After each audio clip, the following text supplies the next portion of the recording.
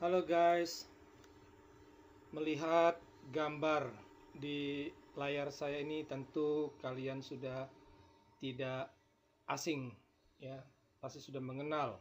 Ya, dialah Joseph Paul Zhang yang bulan April lalu membuat publik Indonesia heboh dengan pernyataannya sebagai Nabi ke-26.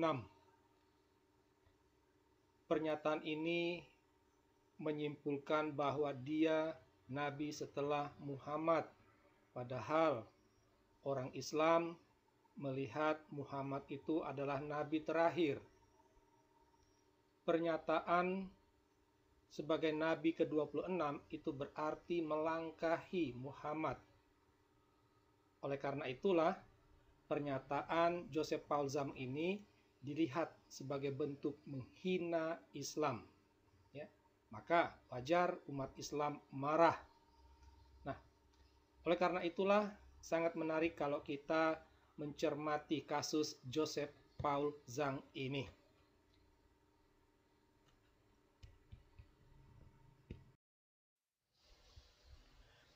Yang menarik dari kasus Joseph Paul Zhang ini bukanlah pada pernyataan Joseph Paul Zhang itu, tetapi pada reaksi umat Islam.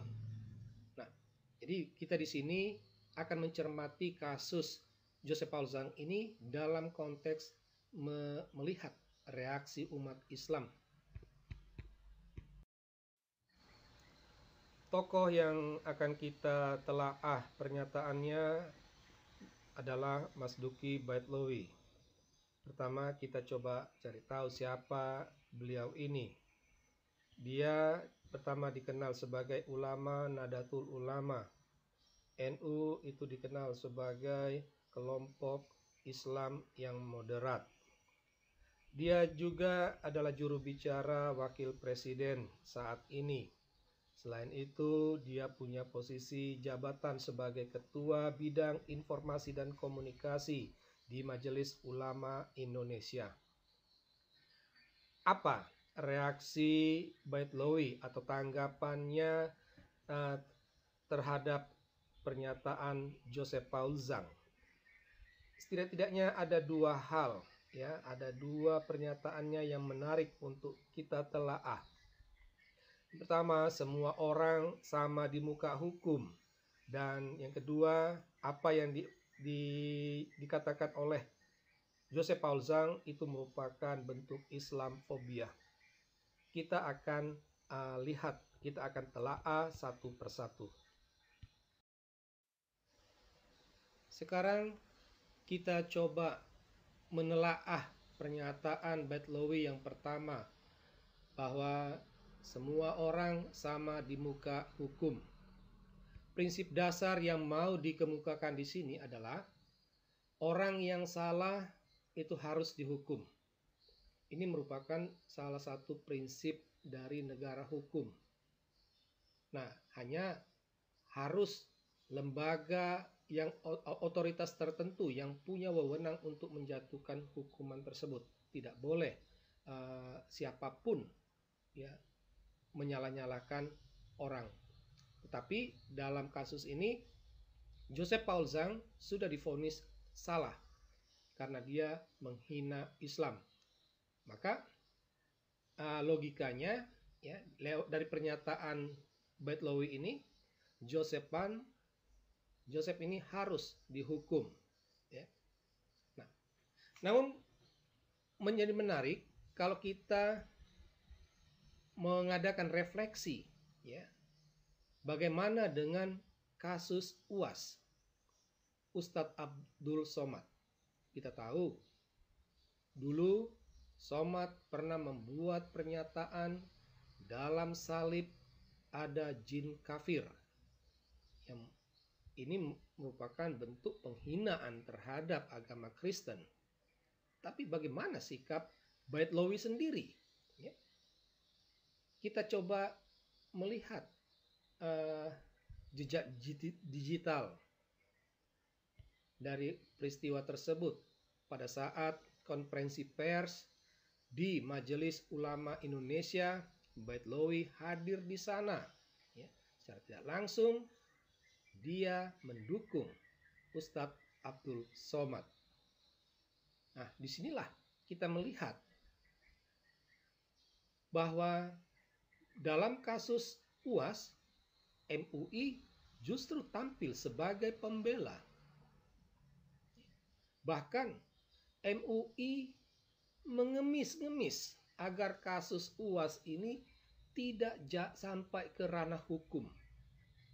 MUI malah melobi ke KWI, ke PGI, minta supaya UAS tidak dipolisikan.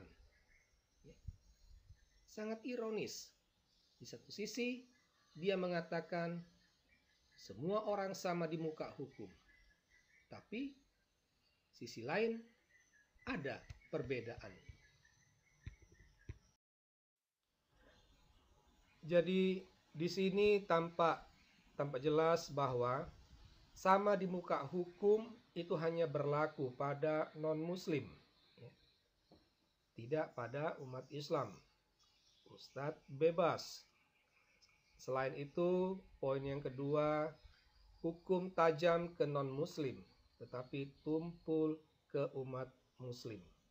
Inilah fakta yang ternyata. Berikut kita lihat pernyataan yang kedua terkait tema Islamfobia. Sepertinya istilah ini, fobia yang dikaitkan dengan agama, itu hanya ada pada Islam. Belum pernah kita mendengar ya, Kristen fobia, Hindu fobia, Buddha fobia, belum pernah. Yang ada tuh hanya Islam fobia. Ya. Kami sendiri sudah banyak menulis terkait tentang Islam fobia ini dalam blog kami. Ya, bisa Anda lihat misalnya memahami istilah Islamfobia atau mengupas tuntas Islamfobia, atau juga Islamfobia vs fobia Islam, siapa sebenarnya yang fobia, ya, Islamfobia dan fobia Islam, ya.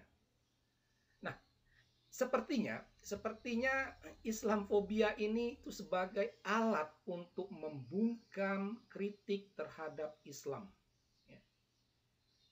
Jadi siapa saja yang punya pandangan, punya pemikiran yang negatif tentang Islam, itu pasti akan dicap, akan dilabeli sebagai Islamfobia.